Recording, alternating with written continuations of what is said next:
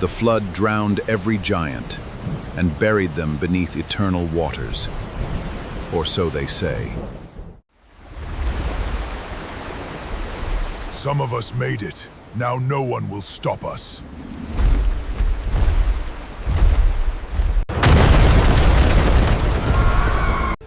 I saw them! They are coming!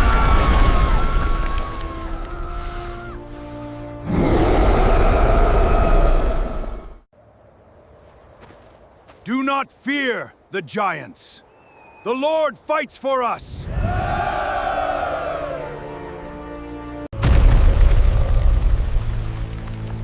The ancient blood walks the earth once more.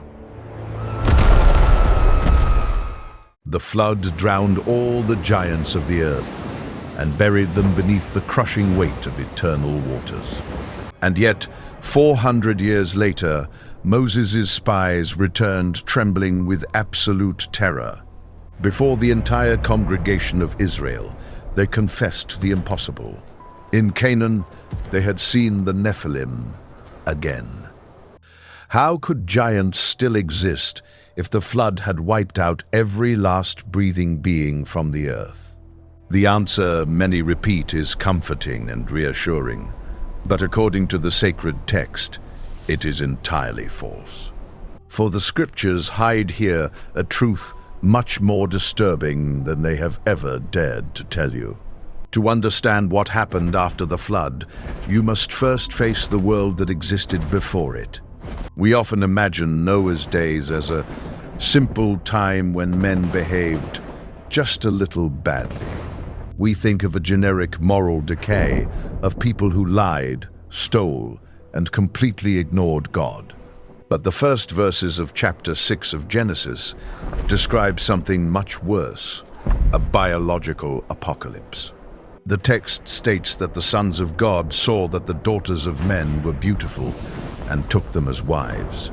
In ancient Hebrew theology, the expression sons of God, bene elohim, designates true angelic beings. Those celestial entities crossed a forbidden boundary, a limit sealed by the Creator himself. They materialized, took human women, and from the fruit of that cursed union, the first Nephilim were born. The word Nephilim literally means the fallen, or those who drag others into fall and ruin. They were giants, the mighty men of old, the renowned men who terrorized the entire world. This was not about human kings behaving arrogantly or simple tyrants thirsty for earthly power. It was an invasion, both genetic and spiritual, directed against the entire human race and its future. And the fallen angels pursued with it a demonic goal, carefully planned from the very beginning. Let us go back to chapter 3 of Genesis, when Adam and Eve first fell into the abyss of sin. There, God pronounced a unique and decisive prophecy about the entire fate of fallen humanity. He declared that the seed of the woman would one day rise to crush the head of the ancient serpent. From that moment, the enemy knew that a human Messiah would come into the world to destroy his kingdom of darkness. Thus, the angelic incursion of chapter 6 was not an accident, but a coldly calculated military operation. The strategy was horrifically simple, and even today it is chilling to comprehend the logic that sustained it. If they completely contaminated the human lineage, hybridizing its DNA with angelic corruption, all would be lost. Thus, the birth of a pure human Messiah, without any stain or defect of any kind, would become impossible. When Noah lived, the earth was filled with violence, and all flesh had corrupted its way upon the world. The Nephilim were the supreme predators of a ruined planet, absolute masters of fear and terror. They were the architects of a society so violent that the only possible solution was a global amputation. And this leads us to the true purpose of the flood, which is very different from what we usually imagine as children. God did not send the waters out of an unpredictable divine fury, or as a simple, cruel, and capricious punishment. He sent the flood as a surgical intervention aimed at preserving the human lineage that still remained pure. When the Bible presents Noah, it uses a very specific and monumental phrase that almost no reader notices. It says that Noah was a righteous man and perfect in his generations, and that last word changes everything. The Hebrew term used there is tamim, and its meaning is much deeper than is usually assumed. That same word later describes, in Levitical law, the animal for sacrifice without any blemish or defect. Noah was not simply a morally upright man in the midst of a perverse, violent, and corrupted generation. His family was the last bastion of untainted human DNA left on the entire face of the planet. The flood was not an act of total destruction, but an act of extreme, painful, and desperate mercy. It was the only way to save the human race from complete, total, and irreversible genetic assimilation. Then the waters rose, and the fountains of the great abyss broke forth with an absolutely uncontrollable fury. The flood covered the highest mountains of the earth, surpassing them even by 15 cubits in height. Chapter 7 of Genesis is emphatic and leaves no room for speculation or doubt whatsoever. It clearly states that all flesh that moved upon the earth died without any exception or escape. Every bird, every reptile, and every human being whose breath of life was in their nostrils perished under the waters. The text repeats itself to ensure that no loophole remains open for misunderstanding. Only Noah and those who were with him in the ark remained alive upon a land completely emptied of life. All of humanity was reduced to a single family, just 8 people facing an entire world drowned. The imposing Nephilim, despite their colossal strength and angelic lineage, were dragged down to the depths. The earth was swept clean, and the corrupted lineage seemed to disappear forever. When the ark finally rested upon the mountains of Ararat, the human race had been completely reset. God established a new covenant with Noah, promising that the waters would never again destroy all living flesh. It was expected that humanity would repopulate the earth in absolute purity, ensuring the arrival of the future Messiah.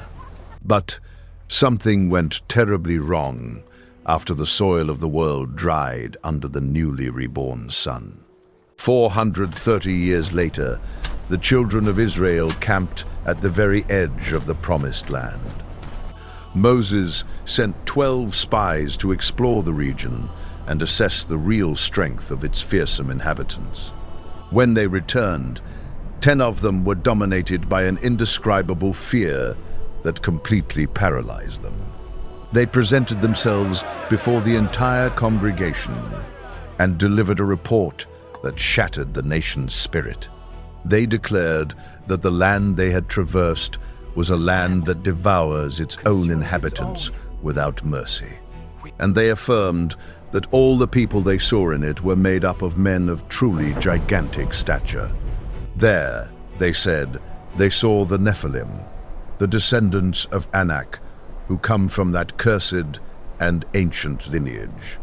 And they confessed that before them, they felt like grasshoppers, tiny and defenseless before such colossi. The entire nation of Israel broke down in tears and resolutely refused to enter that promised land. We must pause here and face the contradiction that runs through the very heart of this account. The flood killed every living being outside the ark, leaving not a single exception alive upon the earth. So how could Nephilim still exist 400 years after that universal catastrophe? How could the spies lift their eyes and behold the living descendants of a race that had been buried? Throughout the centuries, theologians and readers have proposed three theories to answer this terrible enigma. The first theory suggests that a second angelic incursion occurred long after the Great Universal Flood. Some scholars argue that what happened in chapter 6 of Genesis simply repeated itself once again. According to them, a new group of rebellious angels descended again and fathered a new race of giants. But there is a huge biblical problem, almost insurmountable, that completely dismantles this first explanation. The writers of the New Testament explicitly and definitively close the door to such an idea. The Book of Jude, in verse 6, speaks of the angels who permanently abandoned their own dwelling. It states that God has reserved them in eternal chains, under darkness, for the judgment of the great final day. The second letter of Peter repeats the same. God did not spare the angels who grievously sinned against his law. He cast them into Tartarus and delivered them to chains of darkness, confined until the final day of judgment. And Jesus himself declares that the angels of heaven neither marry nor are given in marriage in any way. The angelic rebellion of chapter 6 was a unique event, an anomaly immediately punished by God. He locked the guilty spirits in the deepest abyss so that such horror could never be repeated. There is no biblical text anywhere that records a second incursion of the fallen angels. The second theory proposes that the original Nephilim somehow survived the Great Flood in an unknown manner. Some imagine that they clung to the highest peaks or that they held on to the very exterior of the ark. But this idea is shattered against the absolute and inflexible authority of the ancient sacred text itself. Genesis chapter 7 is categorical and grants no room for such a possibility of survival. The waters covered the highest peaks, and everything that breathed upon the earth died irreparably. To suggest that the giants swam for an entire year is to directly accuse the word of God of lying. No living being escaped that judgment of water, nor was there any refuge in the world capable of resisting its advance. And this leaves us with the third theory, the only one that fits with the chronology and sacred geography. The corruption of the Nephilim did not come from a new rebellion, nor did it survive floating on the floodwaters. It resurfaced through the very ark, crossing the flood hidden within the lineage of Noah's family. It was a genetic latency that survived through the wife of Ham, one of Noah's 3 sons. And it exploded into the world through a terrible curse, the curse pronounced upon Canaan himself. To understand this, we must delve into the darkest and most misunderstood mystery of Noah's entire life. We find it in chapter 9 of Genesis, in the immediate aftermath of the Great Flood. Noah became a farmer, planted a vineyard, and drank of its wine until he was completely drunk. Then he lay uncovered and naked in the solitary interior of his own tent. And the text adds a deeply disturbing detail that the vast majority of readers overlook. Ham, the father of Canaan, saw the nakedness of his father and went outside to tell his 2 brothers. On the surface, it seems like a simple story of a son disrespecting his father while he is exposed. But in ancient biblical language, this expression does not describe a minor indiscretion or something innocent. To see someone's nakedness is a Hebrew idiom with deeply rooted legal and sexual weight. In chapter 18 of Leviticus, discovering the nakedness of one's father clearly defines a sexual violation. Some scholars also observe that the text deliberately insists on calling Ham the father of Canaan. This preemptively points to the son, who would be exactly at the center of all the consequences. Whether it was a violation, a castration, or a profanation of lineage, something very dark occurred within that tent. But the most surprising part of the narrative happens at the exact moment Noah wakes up from his drunkenness. Noah understands what his youngest son has done to him, but he does not directly curse Ham. He completely ignores him and places a devastating generational curse directly upon his grandson, Canaan. He declares, "Cursed be Canaan, a servant of servants shall he be forever among his own blood brothers." Why was Canaan cursed? Precisely for the dark sins committed by his own father, Ham. The corruption before the flood may have crossed the ark through the very lineage of Ham's wife. The text does not state this explicitly, but a later fact is absolutely undeniable and clear. All the giants that appear after the flood are, without a single exception, of pure Canaanite origin. From Canaan came the Canaanites, and from the Canaanites arose the terrifying resurgence of giants. The corruption of the Nephilim was not a global phenomenon after the flood, but something strictly localized. It was contained exclusively within the descendants of Canaan, like a latent and hidden infection. This single and terrifying reality explains the entirety of the Old Testament and all its divine violence. It explains why God concentrated all his wrath upon a very specific strip of land in the ancient East. The giants after the flood were not scattered bullies hiding in solitary caves. They were builders of empires, architects of colossal kingdoms that completely dominated the ancient landscape. When tracing the descendants of Canaan, the Bible does not speak of the Nephilim in an abstract way. It gives them specific regional names and provides us with their exact and verifiable geographical coordinates today. The first group were the Anakim, descendants of a man named Anak, true lord of terror. They inhabited the mountainous regions of Hebron and the highlands of southern ancient Canaan. It was they who terrified the 12 spies to the point of making them feel like mere helpless insects. The Book of Deuteronomy describes them as a great and tall people, practically impossible to confront. It was asked in fear, who can stand against the descendants of the fearsome giant Anak? The second group were the Emim, who originally inhabited the ancient territory of the land of Moab. Chapter 2 of Deuteronomy states that they were a people as great and numerous as the Anakim themselves. They too were considered giants, although the Moabites called them by the proper name of Emim. Then there were the Zamzumim, a fearsome lineage of giants who inhabited the region of the Ammonites. The text says they were a great and numerous people, as tall as the truly fearsome Anakim.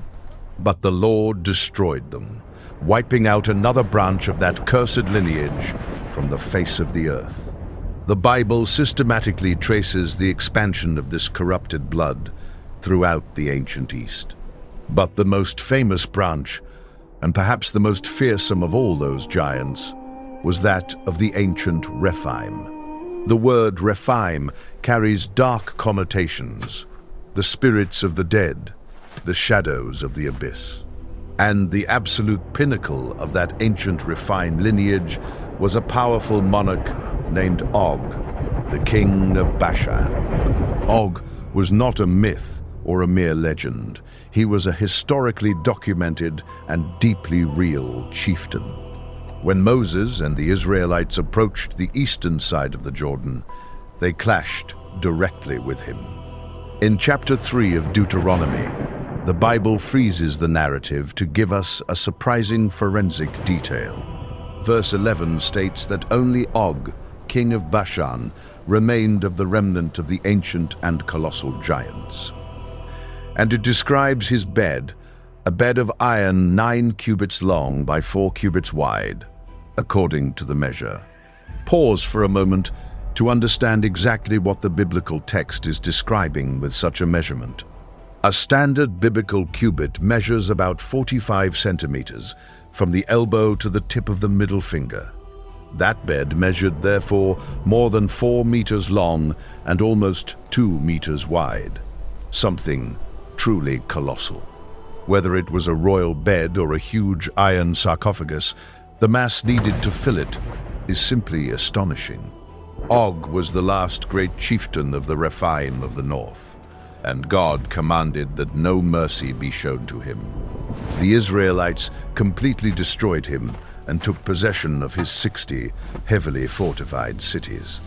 These were cities with high stone walls, reinforced gates, and heavy bars of solid iron. And even today, archaeologists and historians gaze in astonishment at the physical traces left behind by that kingdom. If you visit the current Golan Heights, the exact biblical territory of Bashan, you will find something truly amazing. There is one of the highest densities of megalithic structures on the entire planet concentrated there. Scattered across the landscape stand thousands and thousands of colossal stone monuments known as dolmens. These are prehistoric burial chambers built with gigantic basalt slabs that are almost impossible to move. Many support a massive horizontal slab that weighs between 30 and 40 tons in total. In the center of the region stands a monumental ruin, officially known as Rujum el-Hiri. In traditional Hebrew, it is called Gilgal Rephaim, which literally translates as the Wheel of the Giants. It is a huge concentric circle of stone with over 40,000 tons of basalt carefully stacked.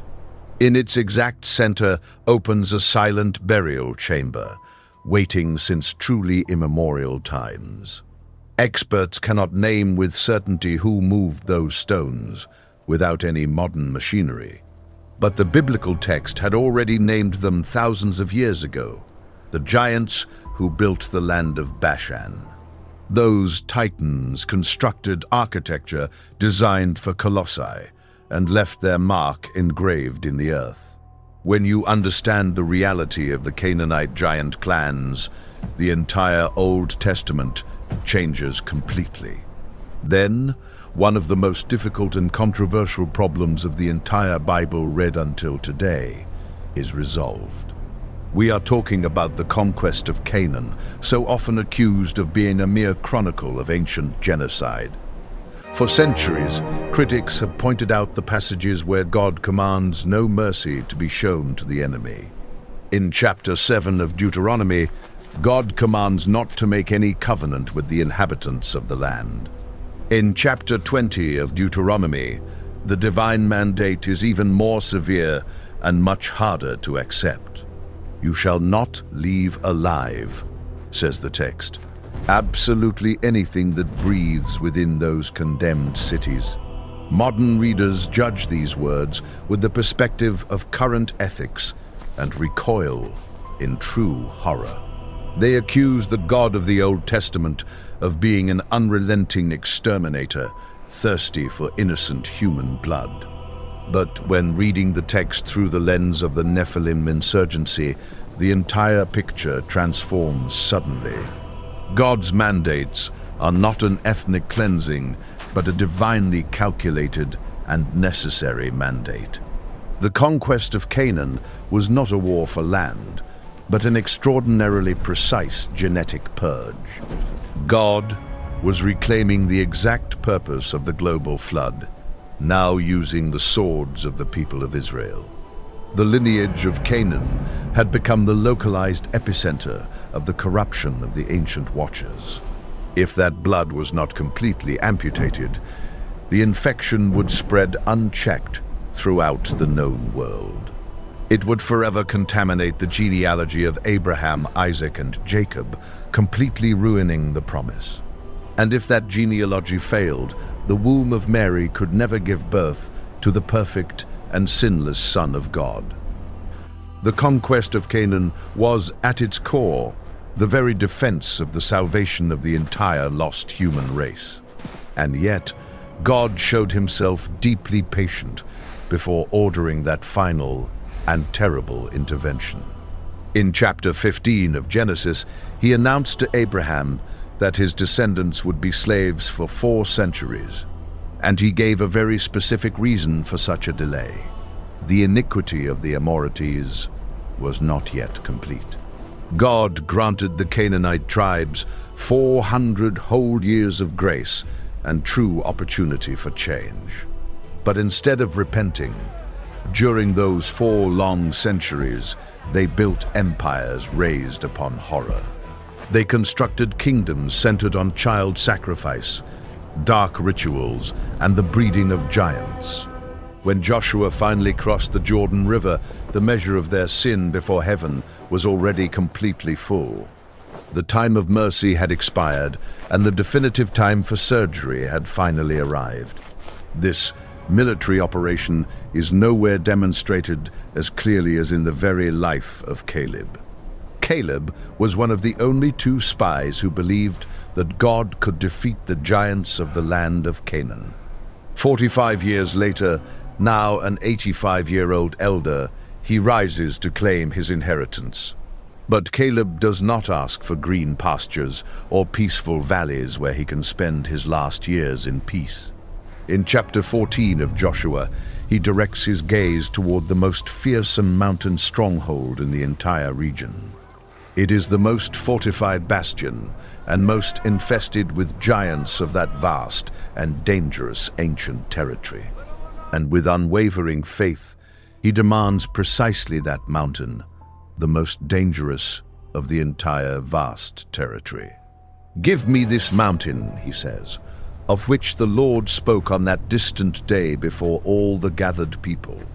For you heard then how the Anakim dwelled there, in enormous and heavily fortified cities." The text reveals to us that the ancient name of Hebron had once been the city of Kiriath Arba. It was named after a titan named Arba, considered the greatest man among all the Anakim.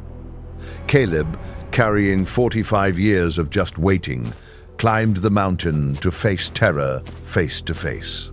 He stood toe-to-toe with the supreme predators of the Nephilim lineage and never backed down. He expelled the 3 colossal sons of Anak and fulfilled the divine mandate in a truly impeccable manner.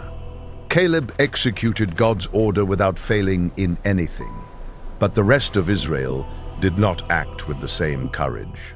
In their exhaustion, in their desire for peace above obedience, they made a catastrophic and fatal error. In chapter 11 of Joshua, the text records the apparent complete success of the entire ancient military campaign.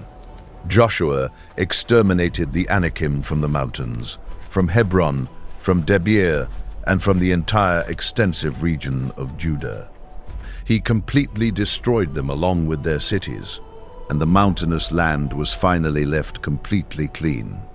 But the next verse delivers the most devastating failure of the entire military history of that nation. Not one of the Anakim remained in the land of the children of Israel, the text states with solemn clarity.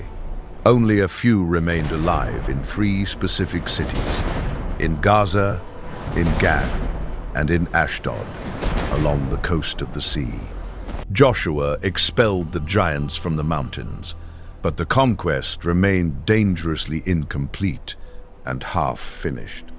A remnant survived in 3 Philistine cities, and there the corrupted blood continued to pulse in secret. They saw that the giants were confined to 3 cities and believed that they were no longer a real threat. They assumed that a few titans isolated on the coast could never pose a truly serious danger. They tolerated that remnant and compromised before the absolute mandate that God himself had given them. All of this leads to the ultimate and terrifying consequence of that seemingly small disobedience. For the generation of Joshua refused to execute the giants of Gath, and another would pay the price later.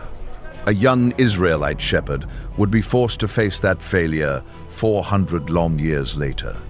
In chapter 17 of the first book of Samuel, the armies of Israel are completely paralyzed. A champion comes out from the Philistine camp and advances toward the valley, sowing panic among all the ranks. His height was 6 cubits and a span, towering almost 3 full meters above the very ground. He wore a bronze armor that weighed nearly 57 kilograms upon his colossal body. The shaft of his spear was like a weaver's beam, and its iron point weighed almost 7 full kilos. And the text clearly identifies his exact origin. He was Goliath, the giant from the Philistine city of Gath. He was the living and direct consequence of the remnant that Joshua had not managed to completely destroy in his day. David walked toward the battlefield, swung his sling with force, and sank a stone into his forehead. He decapitated the giant and took upon himself the mantle of the genetic purge that had begun centuries earlier. But Goliath was not at all an only child, and here the Bible reveals a fact that almost everyone ignores today. In chapter 21 of the second book of Samuel, a truly chilling truth is recorded. Goliath had brothers, and the text documents 4 more giants born in the same city of Gath. The first was named Ishbi-Benob, and his bronze spear weighed no less than 3.5 kilograms. He was seconds away from executing David until Abishai intervened just in time and managed to kill him. The second was named Saph, a fearsome giant who fell at the hands of the brave warrior Sibbecai. The third was Lami, Goliath's direct brother, ultimately killed by the sword of Elhanan. And the fourth giant is perhaps the most disturbing and monstrous of all those who appear in the biblical account. He was a man of enormous stature who had 6 fingers on each hand and 6 toes on each foot. 24 fingers in total, a perfect physical manifestation of the corrupted DNA of the ancient Watchers. He rose up and furiously challenged Israel until Jonathan, David's nephew, finally managed to bring him down. The scripture concludes this epic war with an absolute and truly definitive purpose forever.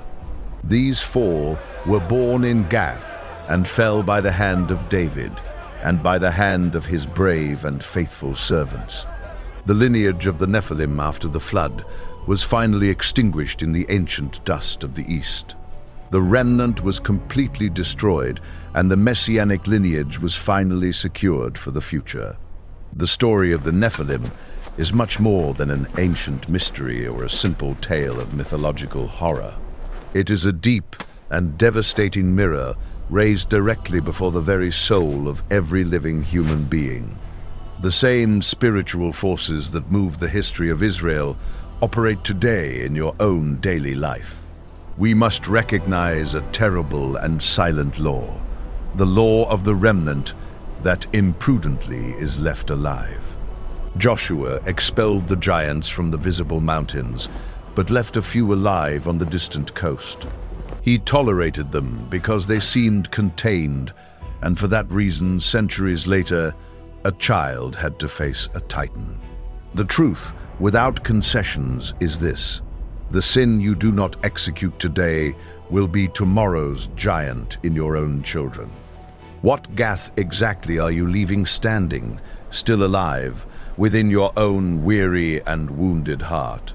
What commitment, what addiction, what secret corruption have you pushed into a corner believing it to be completely harmless?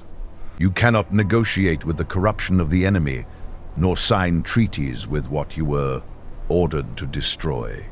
If you do not kill it today, it will reproduce, and one day it will march armed onto the battlefield of your own life.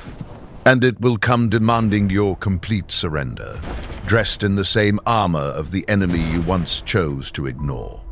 But this story also hides a final reality, glorious and full of truly absolute hope.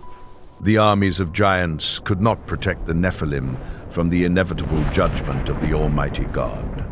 The iron beds and stone cities could not save King Og of Bashan from his final destiny. 6 fingers on the hands, 6 toes on the feet, and a corrupted genetics did not stop the valiant. For the flesh, no matter how immense and perfectly armed it may be, always breaks before the living and eternal God. The threat of the Nephilim began with an ancient rebellion, but it ended with the simple sling of a shepherd. David cut off the head of the giant of Gath, but that victory was merely the shadow of another, much greater. 2,000 years later, the definitive son of David, the seed of the woman, hung from a rugged cross. And there he finally crushed the head of the serpent who had orchestrated the entire rebellion from the beginning. He descended to the depths of the earth, stripped evil of its power, and emerged alive from the completely sealed tomb. He came out holding in his hands the absolute keys of death and the abyss for all eternity. The Nephilim are dead, the Titans lie buried, and the God who destroyed them reigns forever. And thus the enigma is finally resolved. The giants did not return through the open sky, nor through the waters of the flood. They returned hidden in the blood that crossed the ark, latent in Canaan, until they fell under David's sling. That was the mystery that the spies never understood, and that the sacred text finally reveals completely. Subscribe now to continue unearthing together the most hidden and disturbing mysteries of the Scriptures.